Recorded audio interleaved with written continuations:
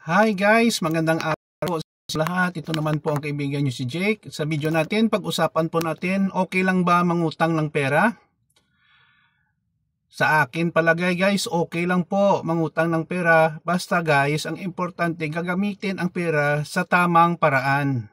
For example, pangbayad ng matrikula, pambili ng pagkain, pangbayad ng mga bills, appliances at kung ano-ano pa. Huwag pong umutang ng pera na gagamitin lang po sa luho na hindi naman po essential sa ating buhay.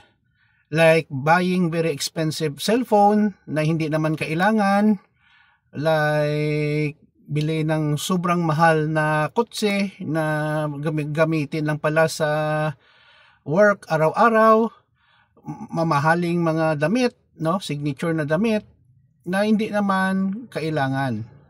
Tandaan natin guys, kung may utang tayo, dapat natin bayaran po ito. Hindi po ito libre. Magpapasalamat po tayo sa taong nagpautang sa atin, bangko or financial institution, kasi tinulungan tayo sa time na nagigipit tayo. Huwag po nating takbuhan ang ating mga utang. Babayaran po ito, including na po ang interest kung meron man. At as much as possible,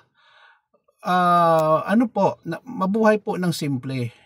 Live within your means. Huwag pong mabuhay ng extravagant na kulang talaga ang kinikita sa trabaho or kinikita sa negosyo.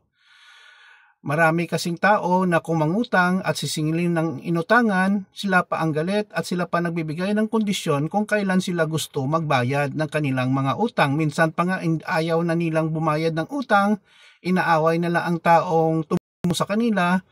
Yun po ang masama.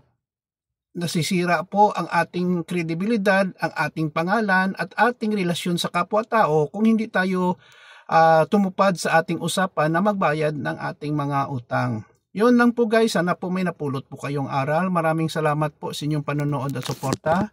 Please follow me in my Facebook page and YouTube. Kita-kita po tayo guys sa sunod na video. Ingat po tayo lagi. Ito naman po ang kaibigan nyo si Jake. Paalam guys!